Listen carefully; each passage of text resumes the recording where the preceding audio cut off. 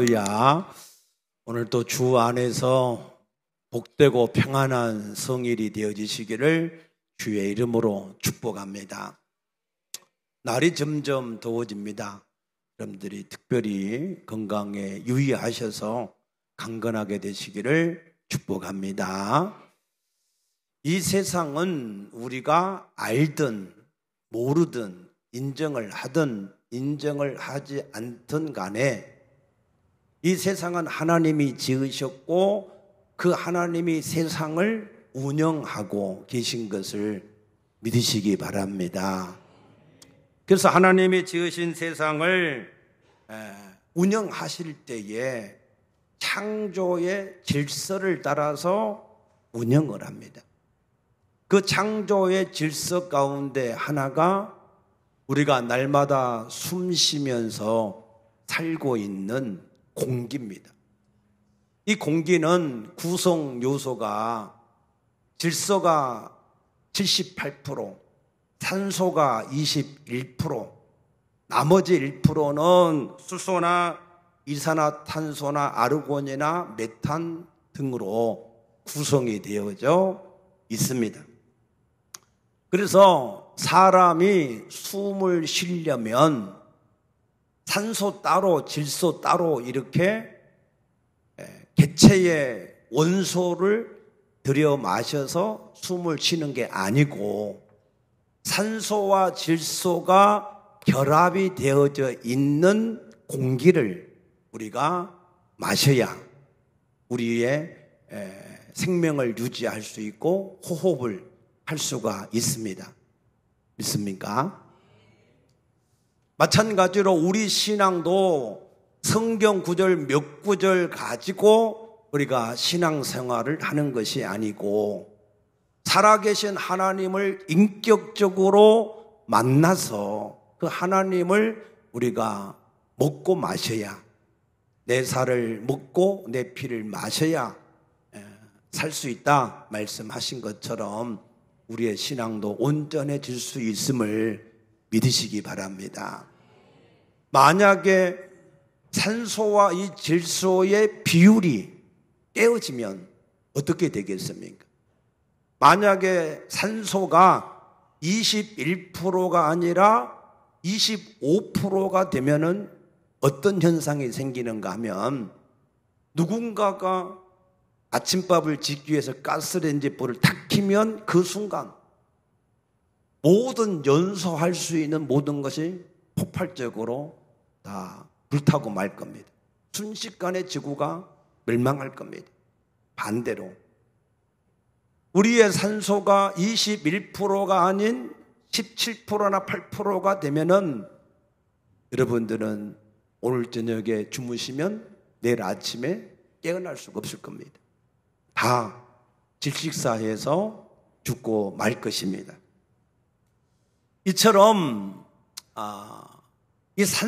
우리가 마시는 공기 하나도 그 구성 요소가 정확하게 황금 비율이 되어져 있어야, 그래야 우리가 또 모든 짐승이나 모든 이 살아있는 것들이 생존을 할 수가 있는 것처럼 하나님이 만드신 질서는 이처럼 정교하고 매우 중요합니다.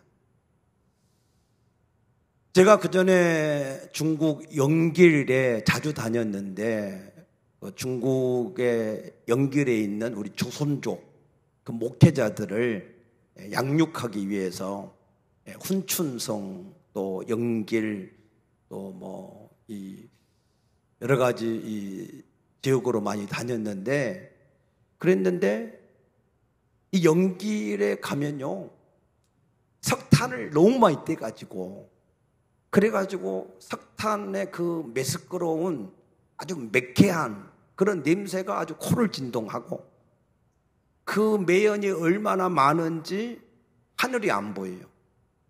영길 시내가. 그런데도 그 영길시가 아직까지도 사람들이 살고 있어요.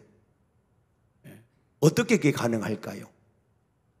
우리 인간들의 욕심으로 여러 가지 많은 매연들을 만들어 놔도 하나님이 관리하셔서 너희 모든 식물들과 나무들은 모든 산소를 배출하라. 이렇게 하나님이 밤새 수고하셔서 할렐루야. 우리가 아침에 일어나면 호흡을 마음껏 할 수 있는 그런 황금 비율을 만들어 놓으시기 때문에 그 일이 가능한 것을 깨닫게 되시기를 축복합니다. 하나님은 돈도 안 받아요. 아멘입니까?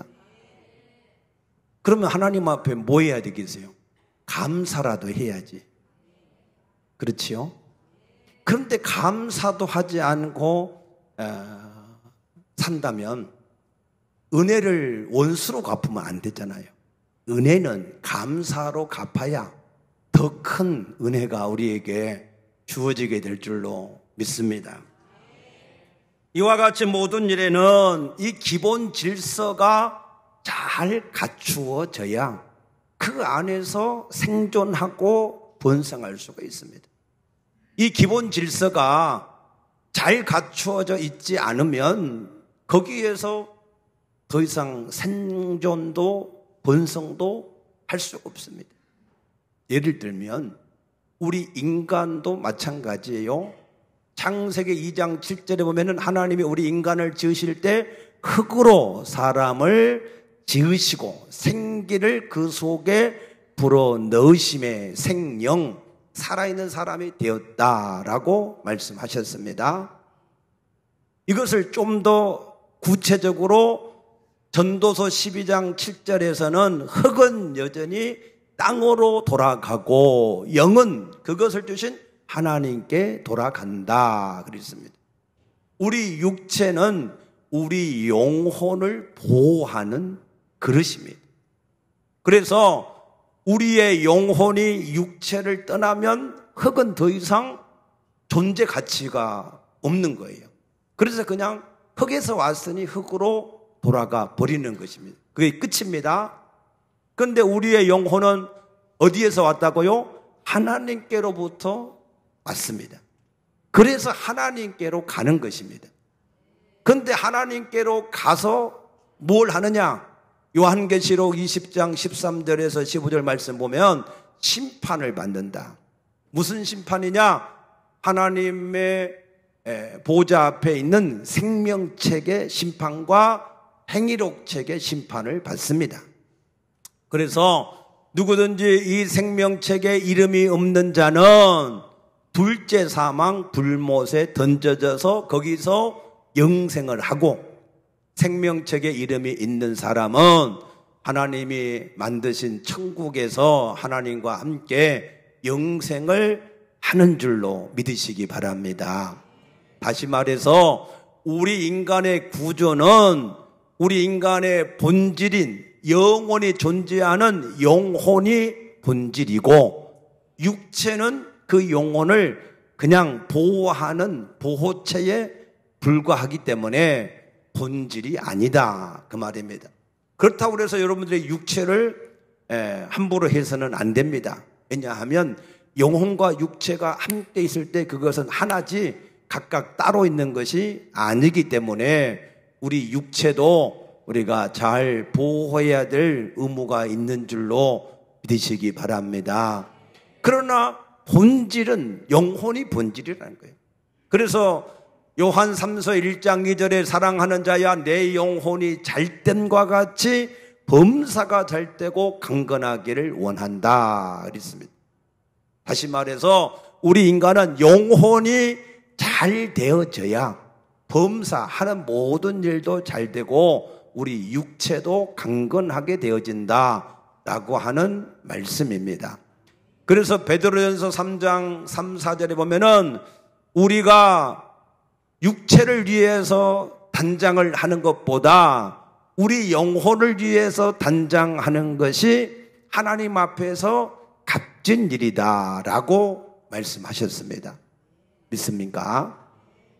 그런데 노아 시대 사람들은 창세기 6장 3절에 보니까 육체의 사람들, 육체만을 위한 사람들이었다 그랬습니다. 먹고 마시고 시집가고 장가가고 재물을 쌓고 하는 육체만을 위한 사람들이었다. 그런데 그 사람들은 어떻게 됐어요?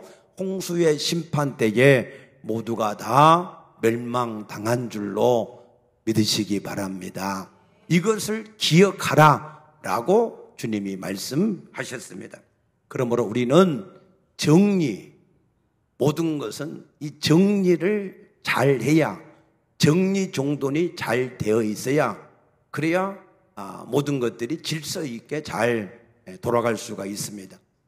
정리의 신으로 알려져 있는 일본인 곤도 마리에라고 하는 사람이 정리의 신이라고 하는 책을 썼고 정리의 기술이라고 하는 책을 썼는데 두 권 다 이게 800만 부 이상씩 이렇게 팔려서 이 뉴욕의 이 타임스의 베스트셀러로 86주 동안 셀러가 된 책이 있습니다. 이 곤도 마리아의 정리의 핵심이 뭐냐?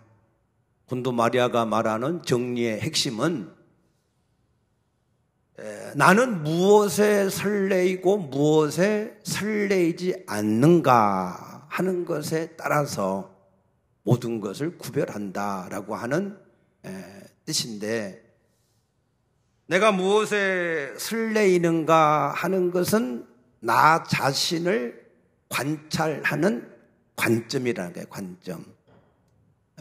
나는 무엇을 설레는지, 뭘 볼 때 좋아하는지, 또 무엇을 중요하게 하는지, 그래서 무엇을 하고 싶어 하는지를 설레는 것에 의해서 알 수 있다는 거예요. 그래서 어떤 우리가 집에 집 정리를 여러분들이 하시잖아요. 그런데 그 중에 어떤 것을 버려야 될지, 어떤 걸 남겨두어야 될지, 그것은 그 물건을 볼 때, 생각할 때 마음이 설레는 것은 놔두고, 마음에 전혀 아무런 설렘이 없다 그러면 미련 없이 버리고, 그렇게 하다 보면 내가 좋아하는 것이, 중요하게 생각하는 것이, 내가 하고 싶어 하는 것이 무엇인지를 알 수가 있다는 거예요. 믿습니까? 그래서 돈을 생각할 때 마음이 설레는 사람은 돈의 사람이고, 골프를 생각할 때 마음이 설레는 사람은 골프맨이고. 그런데 여기서 한 가지 주의할 게 있어요. 내 남편이나 내 아내를 생각하는데 설레지 않는다. 그러면 갖다 버려야 될까요? 놔둬야 될까요? 버리면 안 됩니다. 왜냐하면 그리스에서는 사랑을 말할 때 네 가지의 사랑을 말했는데, 첫째는 에로스의 사랑입니다. 에로스는 일정적이고 또 육체의 관계를 기반으로 한 로맨틱한 그러한 사랑입니다. 그래서 남녀가 누구나 이 사랑을 가지고 있을 때 서로가 결혼해서 살고 싶은 그런 마음이 생겨서 결혼을 합니다. 그러나 이 사랑은, 에로스적인 사랑은 그렇게 오래 가지 않아요. 한 3년에서 5년 그 정도 갑니다. 그러면 3년에서 5년 정도 되면은 에로스 사랑이 식어지면 그때 사람들이 뭐라고 얘기하죠? 권태기다 그래요. 권태기. 그래서 이 권태기가 되면 사람들이 이혼을 한 번씩 다 할까 생각을 합니다. 근데 하면은 절대로 안 됩니다. 왜냐하면 이 에로스 사랑이 식어지면 그 다음에 필로스 사랑, 이 필로스의 사랑이 시작되기 때문에. 그런데 이 필로스의 사랑은 이 어떤 사랑이냐면은 친구 관계의 사랑입니다. 친구같이, 우정 같은 사랑. 그냥 같이 있으면 편안하고 좋은 사람. 여러분의 부부관계가 같이 있으면 편안하고 좋은 그러한 필로스적인 그런 사랑이 되어지시기를 축복합니다. 근데 거기에 머물러도 안 돼요. 그것도 불안합니다. 그래서 이 필로스의 사랑에서 이제 한 단계 더 업그레이드 된 것이 스토르게라고 하는 사랑인데, 이거는 혈연적인 사랑입니다. 가족 간의 사랑입니다. 부모가 자식을 대하는 사랑입니다. 어떤 일을 옳고 그름을 어떤 법의 잣대로 따져서 그것을 정죄하고 비난하는 것이 아니고 그냥 은혜로 넘어가는 사랑입니다. 그래서 이 부부도 내가 잘했냐 못했냐 법으로 따지는 것이 아니고 그냥 은혜로 넘어가는 스토르게의 사랑에 이르러야 우리가 온전할 수가 있습니다. 거기에 한 가지 더 플러스를 한다면 아가페의 사랑입니다. 아가페의 사랑은 하나님의 사랑이죠. 우리가 죄인 되었을 때 우리를 무조건적으로 사랑하셔서 자기를 대신해서 희생하고 헌신해서 우리를 구원하신 무조건적인 사랑이 아가페적인 사랑입니다. 그래서 우리의 사랑이 에로스적인 사랑에서 시작했지만 우리가 그리스도의 사랑, 아가페적인 사랑에 이르기까지 우리 사랑이 자라가야 될 줄로 믿으시기 바랍니다. 그래서 에로스적인 사랑에 머물지 마시고 여러분들이 아가페적인 사랑에 이를 때까지 그 사랑을 계속해서 성장시켜 가게 되시기를 축복합니다.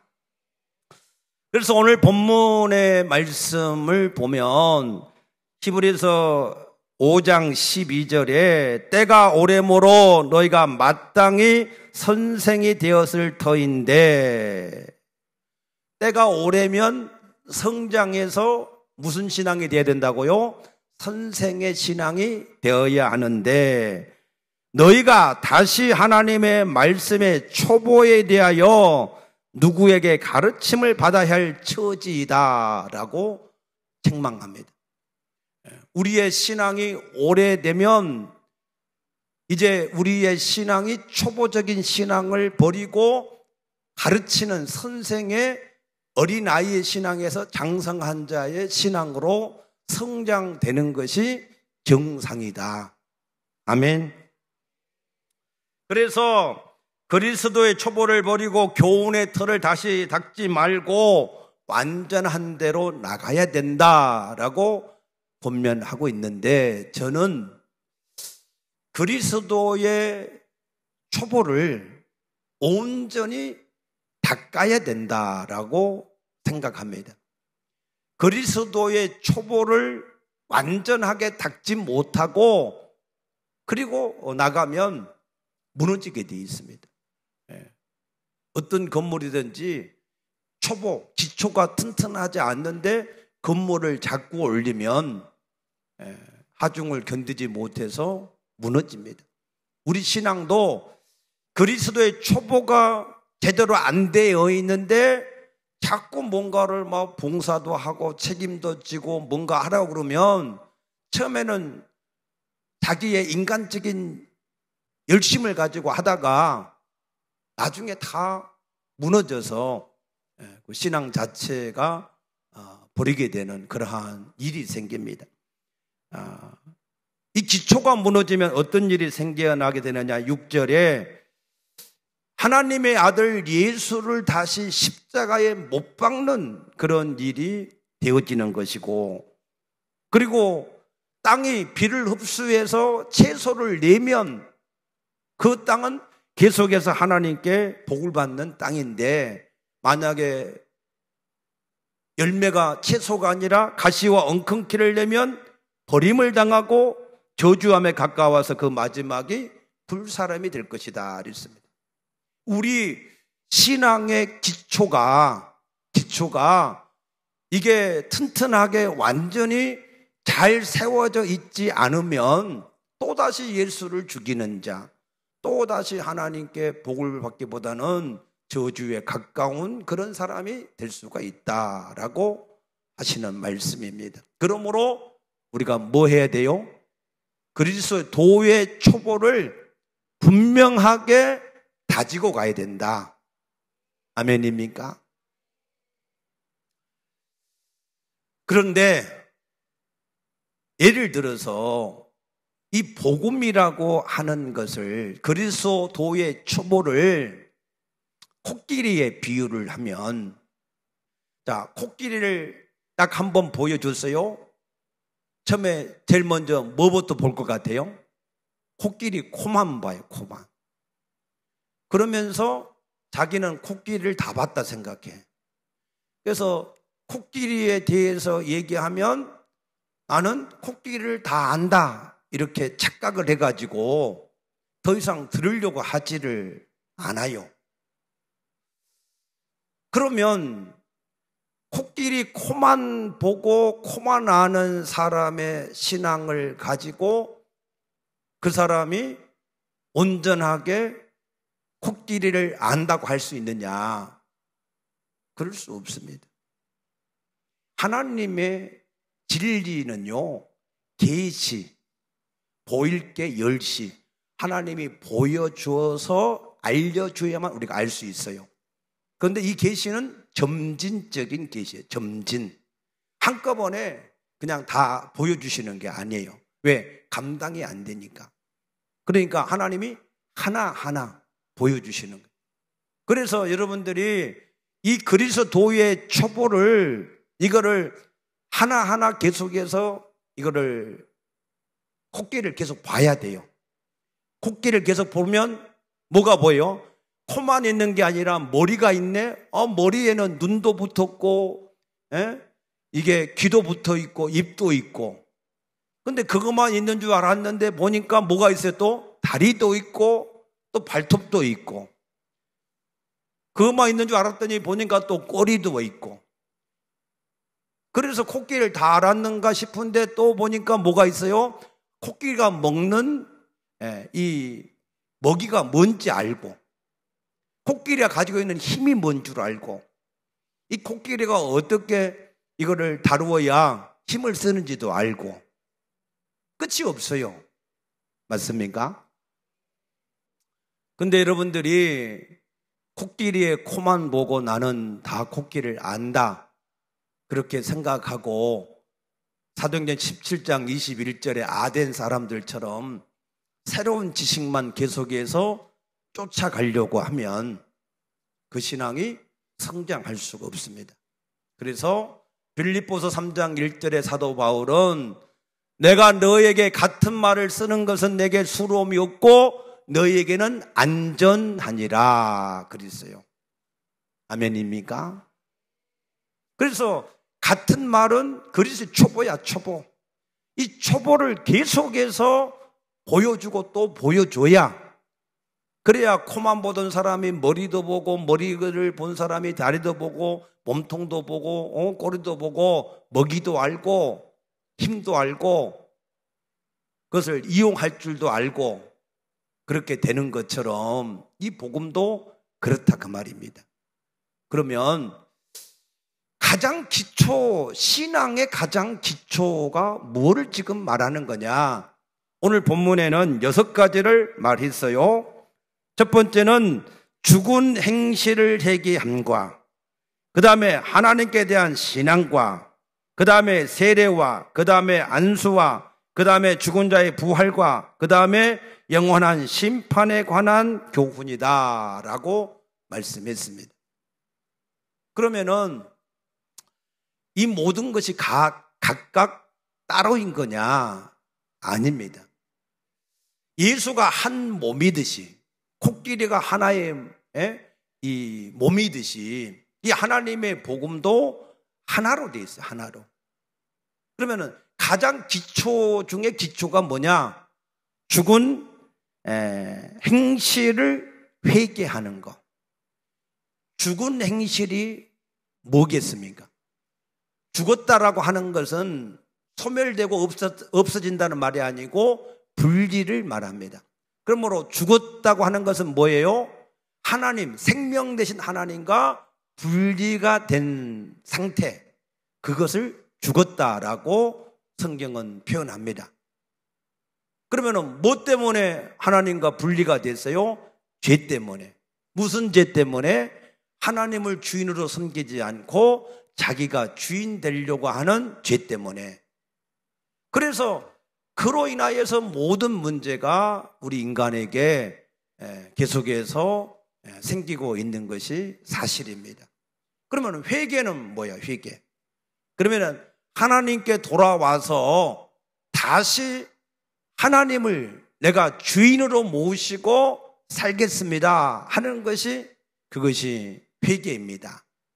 아멘입니까? 그런데 이것이 지식이면 안 된다. 지식. 자, 요한복음 10장 1절에 보면은 도둑이 온 것은 문으로 들어가지 않고 다른 데로 넘어가는 것이 절도고 강도다 그랬어요.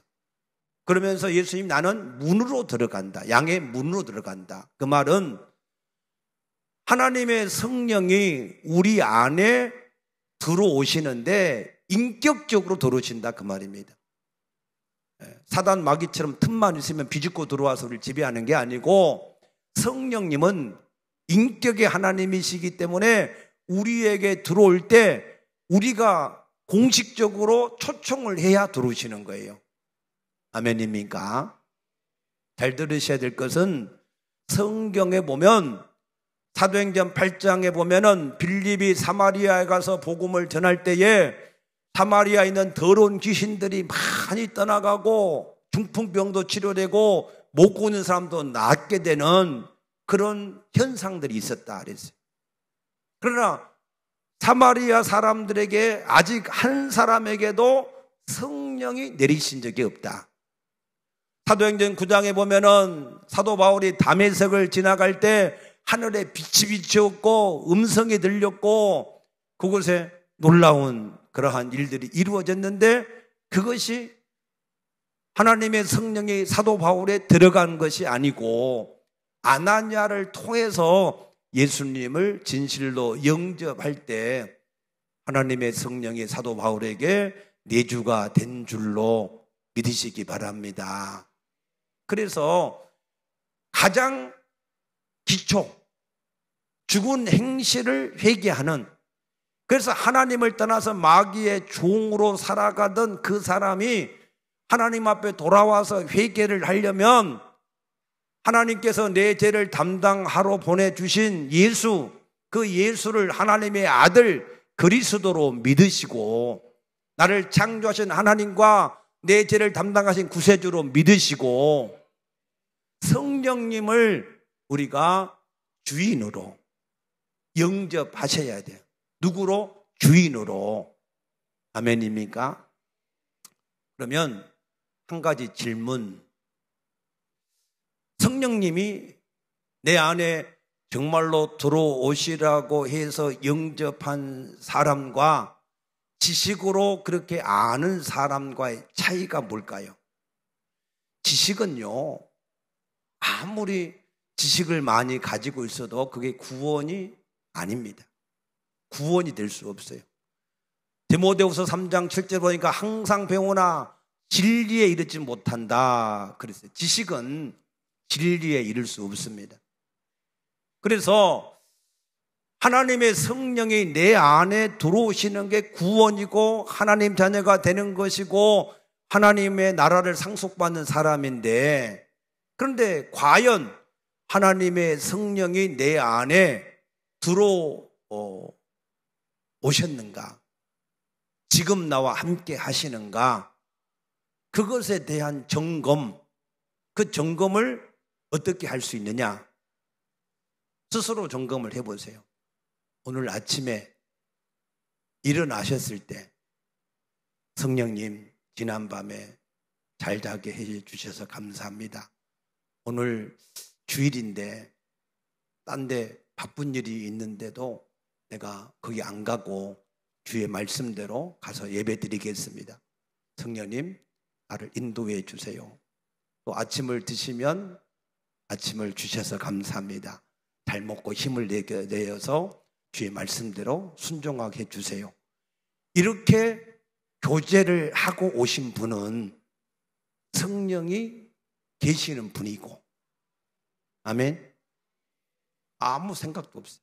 감사도 안 하고, 오늘이 뭐 그냥 주일이라서 그냥 가서 예배를 드린다고 하는데 안 드리면 끄림직하고, 그래서 그냥 와서 앉아 있는데 마음은 저 산에 가 있고, 그런 사람은 예수를 지식으로 아는 사람, 지식으로. 그건 하나님을 만난 사람이 아니에요. 예수를 영접을 기도를 100번 했어도 하나님의 성령이 계시지 않습니다. 왜? 하나님의 성령은 어떤 하나님이라고요? 인격의 하나님, 인격의 하나님. 나를 존중히 여기는 자를 나도 존중히 여기고, 나를 멸시하는 자를 나도 경멸히 여길 것이다. 아멘입니까? 그래서 그 만난 하나님과 날마다 사귀게 되면, 날마다 교제하게 되면, 그러면은 하나님과 교제하다 보면은 뭐를 알 수 있어요? 아, 하나님이 이거 싫어하는구나. 하나님 이걸 좋아하시는구나. 그러면은 하나님이 싫어하는 것은 가급적이면 안 하고 멀리하고 버리고, 하나님이 좋아하는 걸 자꾸 행하고 순종하면 그 사람이 점진적으로 뭐가 돼요? 성화, 주님을 닮아가는 인격의 성화가 되어지고, 그 하나님과 자꾸 사귀다 보니까 하나님이 원하시는 뜻이 있어. 누가 나를 위해서 갈 것이고 우리가 누구를 보내야 되는가? 그럴 때에 이사야처럼 주여 내가 여기 있사오니 나를 보내소서, 그렇게 해서 하나님이 원하시는 뜻을 위해서 사는 사명자가 되는 것이고, 아멘입니까? 그 하나님을 힘입어서 그 하나님을 의지해서 살면 세상에서 어떤 일을 만나도 세상을 이길 수가 있고, 할렐루야. 누가복음 18장에 보면은 예수님이 항상 기도하고 낭망치 말아야 될 것을 비유로 말씀하셨는데, 그런데 그 과부와 불의한 재판장이 서로 이 원하는 것을 과부가 달라고 해도 이 재판장이 안 주었지만 나중에 과부가 원하는 대로 주었다. 근데 그 말씀 속에서 여러분들이 그 과부가 그 재판장을 인격으로 봤어요. 인격, 못된 인격, 불의한 자, 하나님도 두려워하지 않고 사람도 무시하는 못된 놈이야. 근데 살아있어. 인격체야. 그러니까 날마다 가서 자기 원한을 갚아달라 그런 거예요. 그 인격체가 실체가 아니면 그러면은 어떻게 날마다 가서 얘기할 수 있겠습니까? 여러분들이 기도할 때도 살아계신 하나님을 인격체로 여러분들이 그 앞에 모시고 인격체로 교제하면, 그러면은 그 하나님이 선하신 하나님이고 우리 아버지시고, 할렐루야, 그 아들과 함께 모든 걸 주시기 원하시는 분인데 가서 달라고 땡깡하면 부리면 되잖아. 바지라도 붙잡고 야곱처럼 나를 축복하지 않으면 난 안 됩니다. 나를 축복해 주세요. 내 건강을 주세요. 내가 주를 위해서 살아야 되지 않습니까? 복음을 위해 살아야 되지 않습니까? 그 하나님하고 여러분들이 붙잡고 씨름을 하면 하나님 주실 수밖에 없잖아요. 할렐루야. 그러니까 그 인격의 신앙이 되어져야, 그래야 죽은 행실을 회개하고 돌이켜서 하나님을 인격적으로 만나야 교제가 이루어지고 성화가 되어지고 하나님의 뜻을 이룰 수 있는 사명도 깨달아지고, 그래서 그 하나님을 의지해서 믿음으로 살아가는 사람이 될 수가 있다. 이해되셨습니까? 그래서 여러분, 진실로 우리 신앙의 가장 기초는 하나님을 만나는데 인격체로 만나셔야 된다는 겁니다. 하나님을 인격체로, 진실로 살아계신 하나님을 인격체로 영접하지 않으신 분은 오늘이라도 그 예수님을 살아있는 인격체로 영접을 하시기를 축복합니다. 그래서 그것이 사실로 믿어지면, 인격체로 영접하자마자 그 다음부터 교제를 할 수밖에 없어요. 교제. 그래서 하나님이 내 안에 오셔서 얼마나 감사해. 그래서 삭개오처럼 하나님 내게 오셨으니 감사합니다. 내가 다른 사람의 물건을 내가 토색한 거 있으면 다 갖겠습니다. 내가 내 절반을 다 내가 가난한 사람들에 의해서 나눠주겠습니다.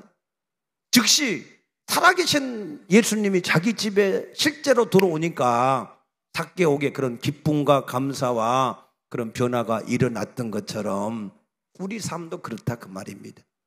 그래서 살아계신 하나님을 인격적으로 만나지 않고는 결코 신앙이 자랄 수가 없습니다. 지식만 더해지고 지식만 더해진 사람은 교만하게 되고 신앙생활을 종교적으로 할 수밖에 없고, 그러면 열매를 채소가 아니라 가시와 엉겅퀴를 위해서 결코 복된 사람이 될 수가 없습니다. 그러므로 여러분들이 오늘 그리스도의 초보를 다시 새롭게 시작해서 살아계신 하나님을 인격적으로 만날 수 있게 되기를 축복합니다. 축복합니다. 꼭 여러분이 인격적으로 만나셔야 돼요. 아멘. 자, 오늘 말씀을 들었으면 나도 정말로 살아계신 하나님, 성령으로 나에게 오시기를 원하시는 하나님, 볼지어다 내가 문 밖에 서서 두드리노니 누구든지 내 음성을 듣고, 지금 성령이 저를 통해서 여러분의 마음의 문을 두드린다 그 말입니다. 마음의 문을 두드릴 때 마음의 문을 열면 내가 그에게 들어가서 먹고 그는 나로 더불어 먹으리라 말씀하신 대로 오늘 이 시간에 우리 모두를 위해서 이 시간 우리 같이 한번 예수님을 인격적으로 초청하는 기도를 저를 따라서 한번 같이 해 주시기를 바랍니다. 아멘입니까?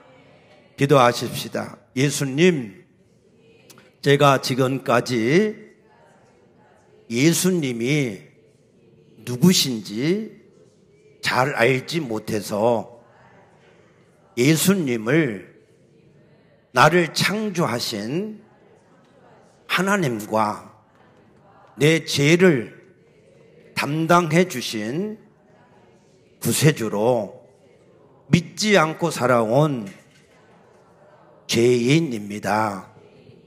예수님, 이제 제가 예수님이 나를 창조하신 하나님이신 것과 내 죄를 담당해 주신 구세주이신 것을 알고 믿습니다. 이 시간 예수님을 나의 주인으로 초청해서 나의 주인답게 섬기며 주님을 위해서 살겠사오니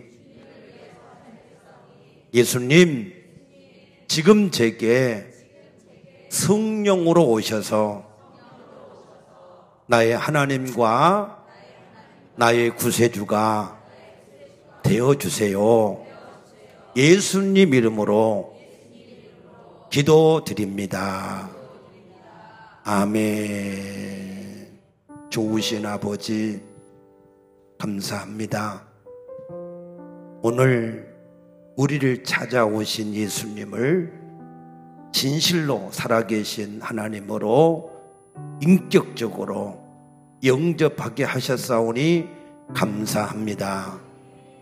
이제 우리와 영원히 함께 하시며 인도에 가시는 성령님을 날마다 인정해서 모든 일을 물어보고 주님이 말씀하시는 대로 순종해가는 인격적인 신앙이 되게 하여 주시옵소서.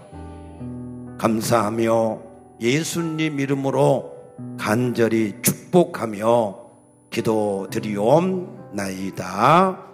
아멘.